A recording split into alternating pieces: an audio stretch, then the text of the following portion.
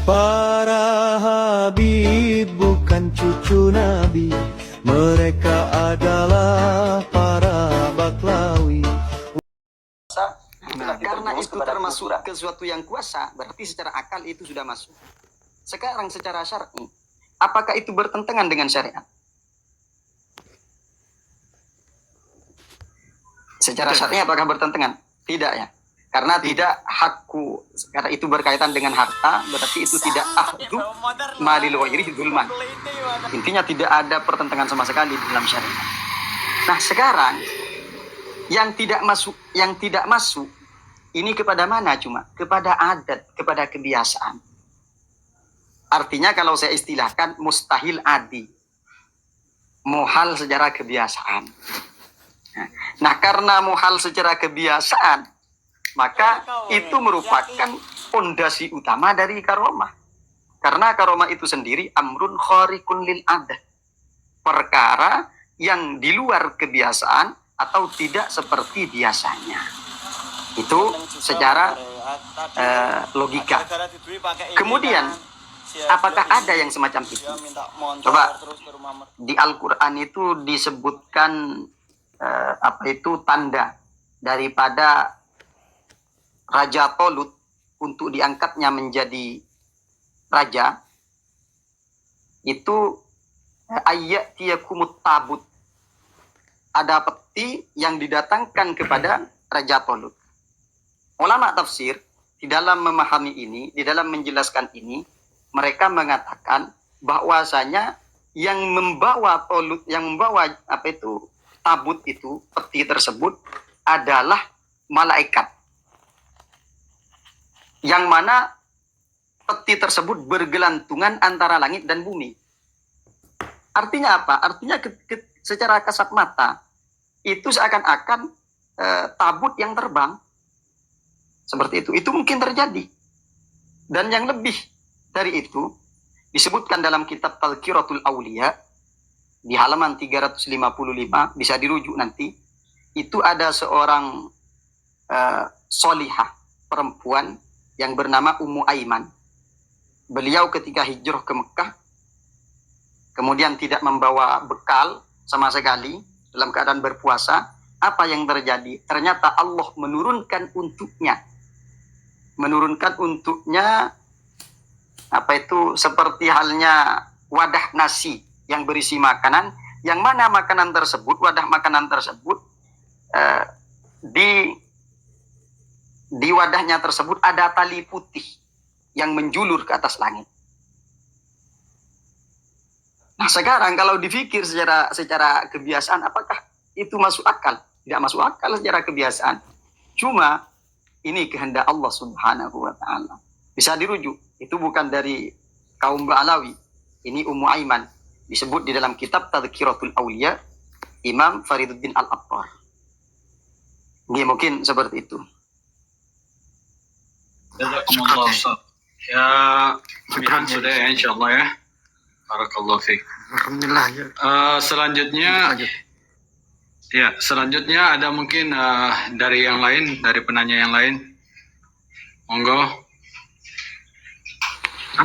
Ya khair. Siapa? Ana ya. Ya.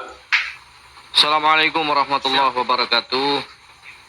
Waalaikumsalam warahmatullahi wabarakatuh. Ismil Mubarak Zaki bin Faisal Al-Madihij. Jadi sesuai dengan tema saja kalau begitu ya Ustadz Kiai Ibnu Khaldi.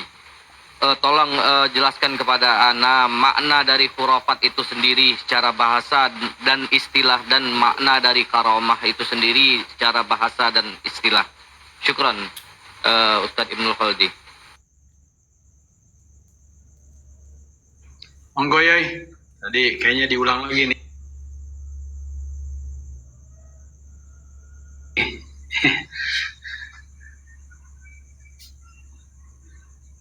Karomah itu kan yang saya kasih arti itu arti secara khusus. Karomah itu kan ada dua artinya. Ada arti secara umum, maka arti secara umum itu adalah ma'akramahullahu li jami'il khalqi. Apa-apa yang dianugerahkan oleh Allah kepada makhluknya. Itu karomah secara umum. Cuma konteks pembahasan kita bukan ini. Karomah itu kemuliaan, anugerah yang diberikan oleh Allah Subhanahu wa taala kepada hambanya secara umum. Kemudian kalau hurufat itu bukan bahasa asli, akan tetapi hurufat itu merupakan bahasa serapan dari nama seseorang yang kemudian dijadikan kalam mathal, kalam perumpamaan oleh orang lain ketika ada cerita-cerita yang didustakan atau cerita-cerita bohong. Artinya, ketika ada orang bercerita kemudian didustakan, itu bisa disebut hurufat. Atau ada orang bercerita, konten ceritanya bohong, itu juga dikatakan hurufat. Jadi hurufat itu tidak ada kaitannya dengan dengan karomah sama sekali. Meskipun bukan termasuk dari keajaiban.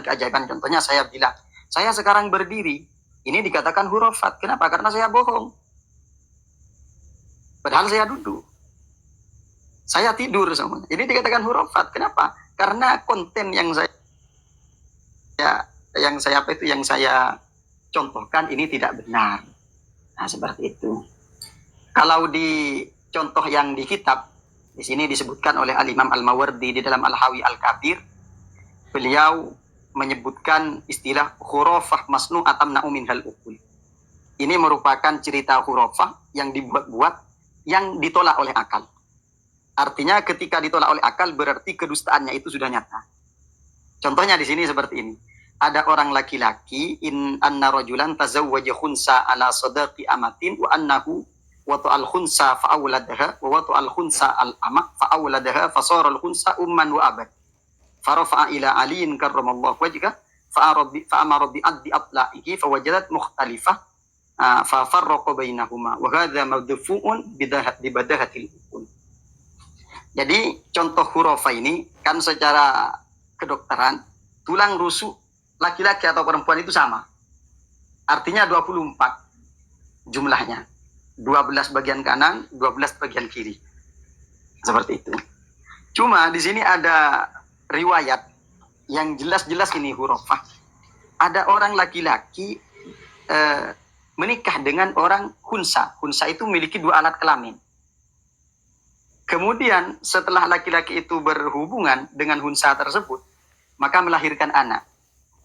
Setelah melahirkan anak, kenapa khunsa tersebut yang aktif bukan ke perempuannya, akan tapi ke laki-lakiannya. Akhirnya dia mewate amahnya. Ada orang laki-laki menikahi khunsa dengan mahar berupa budak perempuan. Setelah melahirkan anak, si budak perempuan tersebut digunakan di wate. Maka secara otomatis dia menjadi bapak sekaligus ibu. Menjadi bapak sekaligus ibu. Maka di sini ketika diajukan kepada Sayyidina Ali, katanya ini Sayyidina Ali berfatwa ini harus dipisah karena ini bukan laki-laki lagi, bukan perempuan lagi, tapi laki-laki.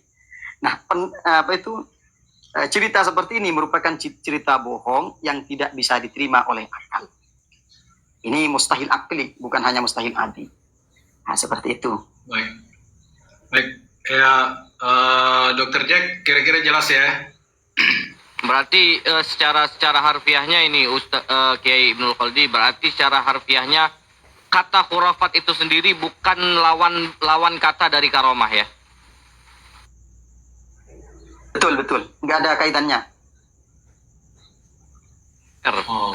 Syukran Kiai. Oke.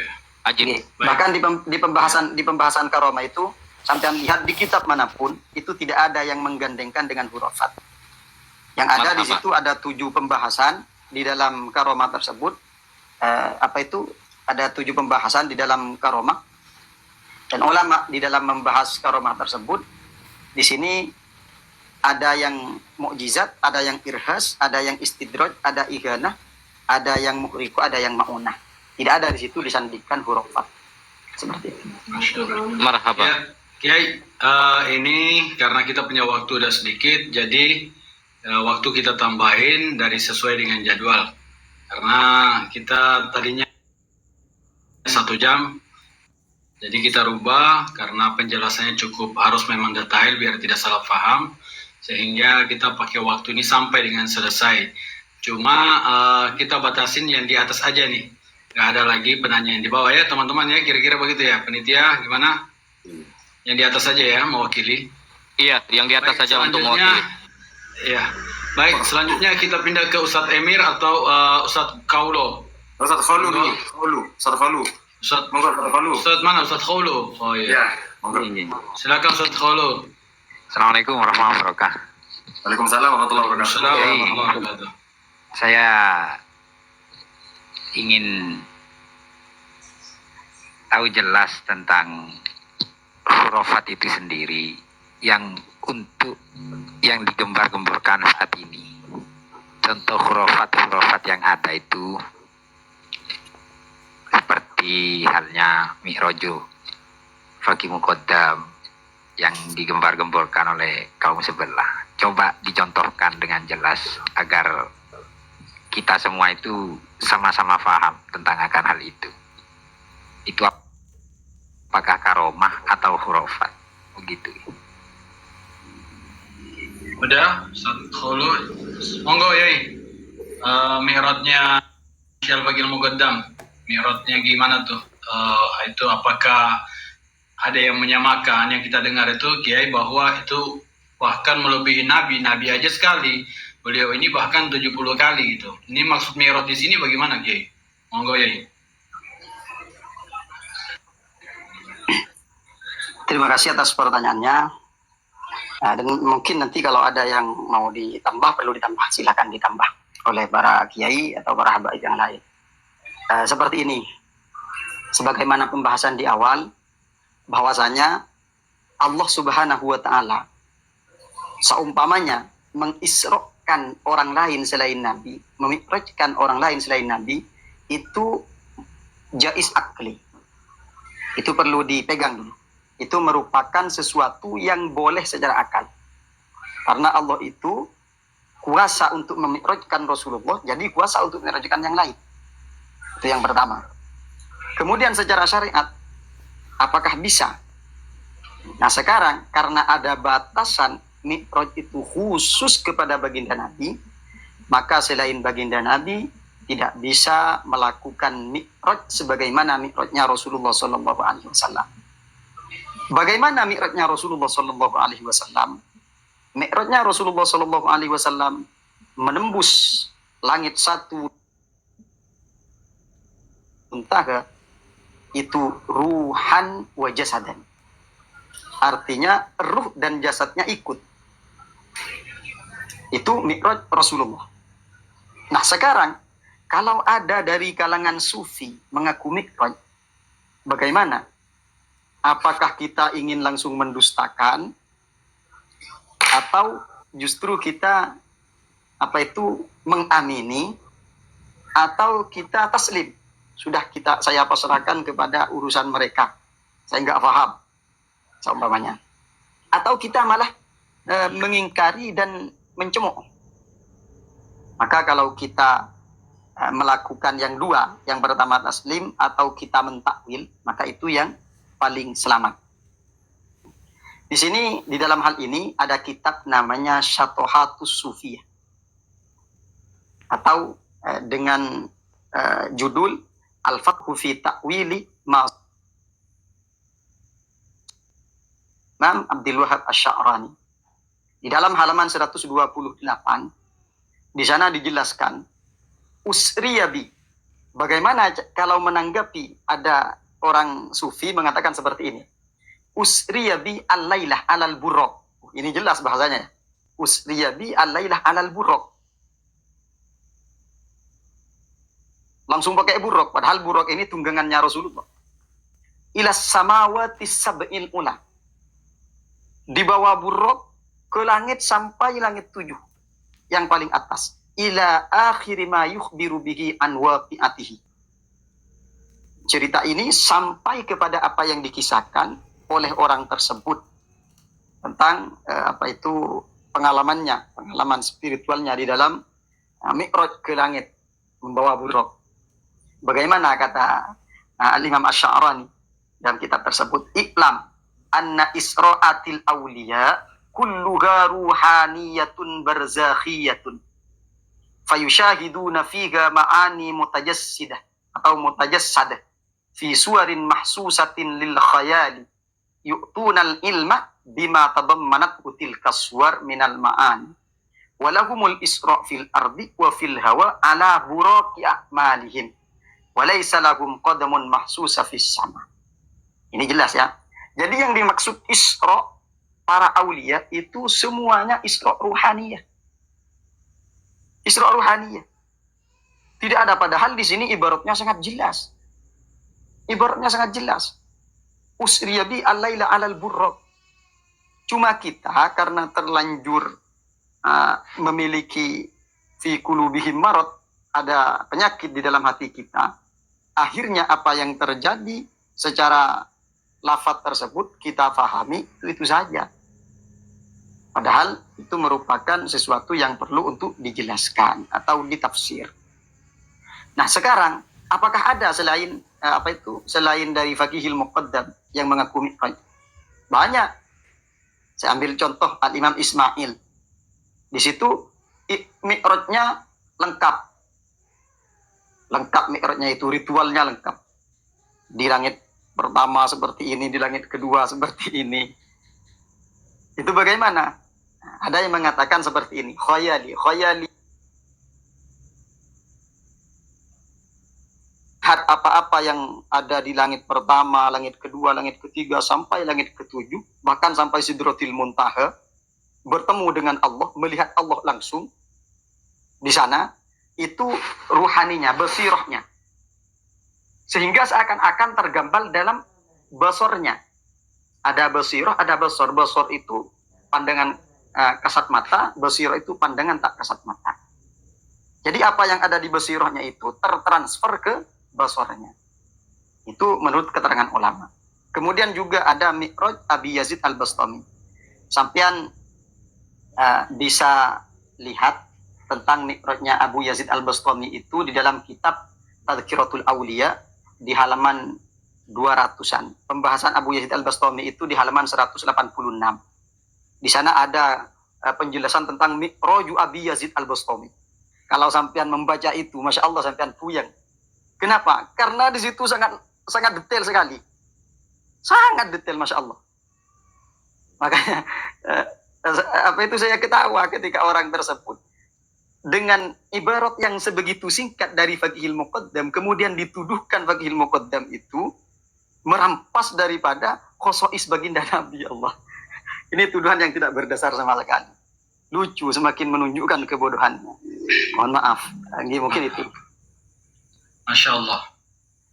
Jadi, Masya Allah udah cukup jelas sekali, Kiai. Jazakumullah.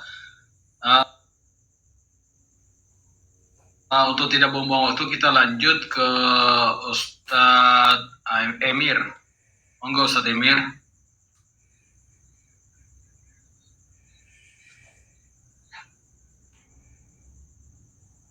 Buka mic-nya dulu Ustadz Emir, kayaknya lagi di mute itu. Ustadz Emir, mohon maaf. Enggak, saya untuk saat ini nggak ada pertanyaan, Amij. Mungkin ada yang lebih pengen bertanya, monggo silahkan.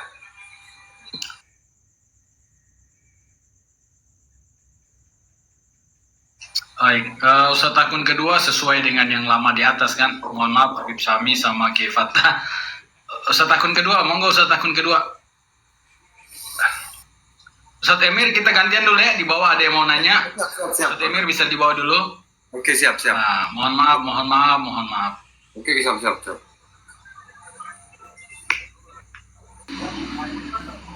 Silakan Ustadz akun kedua. Assalamualaikum warahmatullahi wabarakatuh. Waalaikumsalam warahmatullahi wabarakatuh.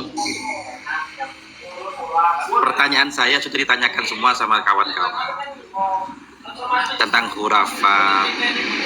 Sudah ditanyakan semua tentang karomah, tentang Isra, tentang Mi'raj. Cuma ada kalam dikit. Fawajada 'abdan min ibadina atainahu rahmatan min 'indina wa 'allamnahu min ladunna 'ilman. Kalam dikit seperti itu. Terus tentang khurafat tadi Kiai Ibnu Khaldi sangat detail, Masya Allah. Walaupun di kitab Mizanul Kubro itu ada salah satu yang berbeda sedikit tentang khurafat.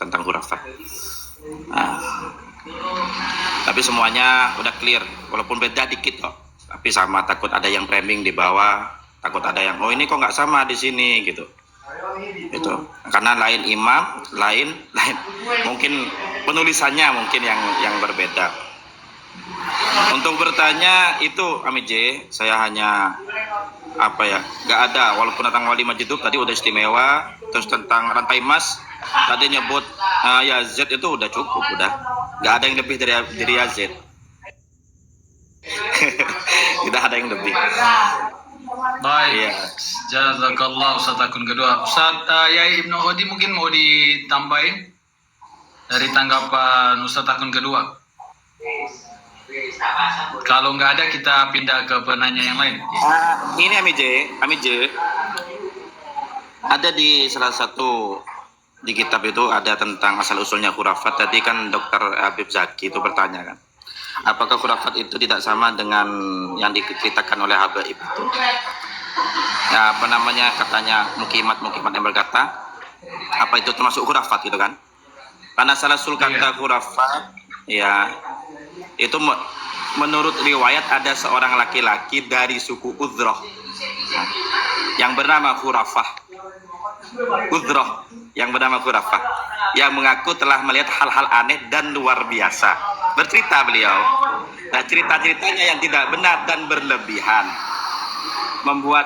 membuatnya terkenal. Gara-gara cerita itu membuat terkenal, sehingga orang-orang mulai menggunakan nama Khurafah untuk menyebut cerita-cerita palsu atau tidak benar begitu. Artinya tidak sama. Marhab. Baik. Khair, Masya Allah. Syukran Ustaz akun kedua. Rajulun soleh tadi yang disampaikan oleh Yai Ibnu Khaldi, Masya Allah.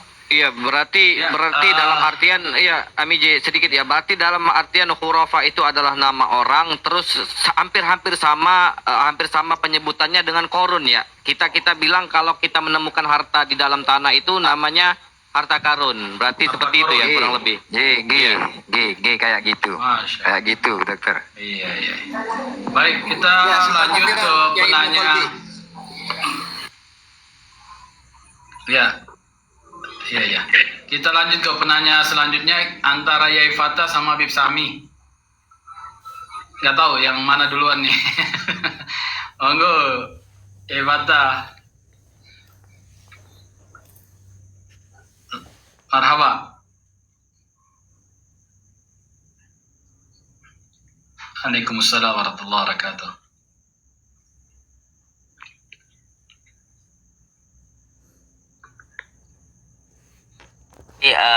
Apa yang disampaikan oleh Sambian Kiai Ibnu bahwa terkait dengan mi'raj walaupun itu dijabarkan secara jelas usriya bi al-laila alal buraq dan lain sebagainya, itu tetap ada taruhlah penakwilan, karena itu kalau disamakan dengan mi'rajnya Kanjeng Nabi itu sudah bertentangan secara kata sampean tadi, secara syar'i ya.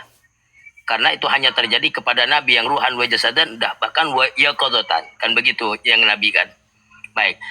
Nah, sementara cerita-cerita yang beredar terkait dengan Fagil Muqaddam dalam hal ini itu hanya di Mi'raj 70 kali. Jadi secara itlak.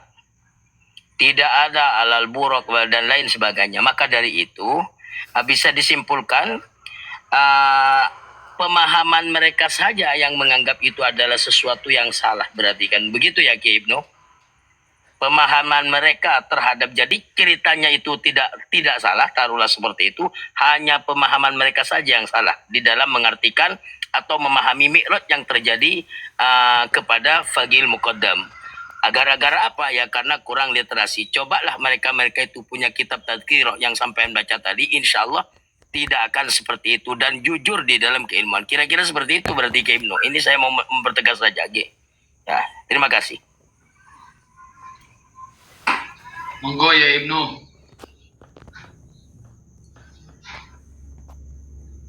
Gini. Ini terkait hurufat memang saya apa itu saya tegaskan di awal, itu memang ada perbedaan ulama, ikhtilaf ulama di dalam takrif tersebut. Baik dari daerah laki-laki yang hurufat tersebut, kalau Al-Imam Ibnul Kalbi atau Ibnul Kalabi di situ mengatakan dari Juhainah, bukan dari Udhrah. Seperti itu yang pertama. Kemudian terkait hurufat itu sendiri, di sini kalau dari An-Nihayah di dalam kitabnya Ibnul Athir, beliau mengatakan ulama itu ajrauhu, menjalankan atau menggunakan kata-kata hurufat ini terhadap kullu ma yukadzibunahu minal ahadith. Jadi setiap cerita-cerita yang didustakan oleh orang-orang itu sudah dikatakan hurufat. Atau kullu ma yustamlah wa yuta'ajjabu minhu. Itu segala sesuatu yang dipolesi. Kalau di ibaratnya Al-Imam Al-Laith di Tajul Arus itu hadithun mustamlahun bil kadhibi. Jadi sesuatu yang dipolisi dengan kedustaan-kedustaan, di mana hal tersebut merupakan sesuatu yang amazing. Nah, seperti itu. Di dalam takrif daripada hurufat itu sendiri. Adapun terkait mi'rajnya Faqihil Muqaddam, itu sebagaimana yang disampaikan oleh Kifat, Masya Allah. Itu sudah terang benderang, artinya mereka tersebut hanya salah paham. Cuma hanya saja kesalahpahaman mereka tersebut tidak diperbaiki. Itu yang bermasalah. Padahal hal tersebut sangat membahayakan kepada dirinya. Masya Allah, sangat membahayakan. Saya ada penjelasan di sini yang dijelaskan panjang lebar oleh Imam Ibnu Hajar di dalam kitab Fatwa Hadithiyah. Bahwasanya di sana ada seorang ulama besar, ulama agung, sangat Masya Allah keilmuannya, Al-Imam Al-Biqai. Al-Imam Al-Biqai ini merupakan ulama yang sangat diakui keilmuannya. Hanya saja Al-Imam Al-Biqai ini berfatwa dan mengarang kitab-kitab, di kitabnya tersebut mengingkari terhadap kewalian Ibnul Arabi. Dikarenakan Ibnul Arabi secara zahir seakan-akan mengaku dirinya Tuhan. Apa yang terjadi? Yang terjadi kepada Al-Imam Al-Biqai, beliau diberi ujian oleh Allah yang berupa yang pertama, Al-Imam Al-Biqai ini memiliki karangan tafsir, kata Ibnu Hajar, yang sampai 10 juz. Tapi yang 10 juz ini tidak ada satupun yang mengetahui kecuali orang yang khawas, itu pun melalui jalur istima. Kata Ibnu Hajar, kalau seandainya ini bukan ada pada Imam Biqai, kalau seandainya ada pada Zakaria Al-Ansari, gurunya Ibnu Hajar, yang mempercayai Ibnul Arabi, maka kitab tafsir ini saking hebatnya, saking bagusnya, ini tidak pantas kalau ditulis dengan tinta biasa. Harus ditulis dengan tinta emas. Masya Allah. Itu yang pertama. Kemudian yang kedua, apa yang diberikan kepada Al-Biqai oleh Allah Subhanahu wa Ta'ala, Al-Imam Al-Biqai di waktu berfatwa kepada salah satu kepada sebagian orang, apa yang terjadi? Al-Imam Al-Biqai oleh Allah Subhanahu wa Ta'ala diberikan ujian, dikatakan kafir oleh orang-orang tersebut. Insya Allah, dikatakan kafir. Dan akidahnya memang seperti itu awalnya. Sehingga Imam Biqai ini dihukum, tidak ada yang bisa menyelamatkan kecuali beliau meminta untuk untuk ditolong oleh pembesar pada saat itu. Hingga akhirnya Al-Imam Biqai diselamatkan dan diminta untuk bertobat dan kembali kepada memperbaiki dan membaharui keislamannya. Itu yang terjadi. Dan santri-santri Imam Al-Biqai tidak meneruskan daripada keilmuan Al-Imam Al-Biqai. syar'i. Yang pertama karena mereka sibuk dengan urusan lain, ada yang fokus dalam keilmuan, cuma mereka lebih tidak fanatik pada gurunya, justru mereka fanatik kepada Imam At-Tiftazani, gawok kepada Imam At-Tiftazani, seperti itu salah satunya. Dan kalau kita melihat lagi di dalam di dalam Buyatul Atqiya itu ada ceritanya Ibnu Sako, itu viral itu, Ibnu Sako ini, masya Allah, karena cangkolang istilahnya dalam bahasa Madura kepada wali Allah, akhirnya matinya mati kafir. Na'udzubillah, tsumma na'udzubillah. Mudah-mudahan oleh Allah Subhanahu wa taala Al-Fakir dan keluarga Al-Fakir tidak dimahrum, tidak terhalang daripada faiduhnya para wali Allah Subhanahu wa taala. Amin, amin ya rabbal alamin. Jazakumullah ya Ibnu Khadi. Baik, Kiai Fatah, gimana Kiai Fatah? Konfirmasi pertanyaannya. Apa masih lanjut atau? Baik, terima kasih Kiai Ibnu. Jadi Masya Allah penjelasannya, dan ini ada tambahan-tambahan, artinya hal-hal yang harus diwaspadai bagi orang-orang yang taruhlah kurang menjaga adab terhadap wali-wali Allah Subhanahu wa taala. Ya, terima kasih, mudah-mudahan sekali lagi kita berdoa, mudah-mudahan kita semua keluarga keturunan kita diselamatkan oleh Allah Subhanahu wa taala dunia akhirat. Amin ya rabbal alamin. Lanjut.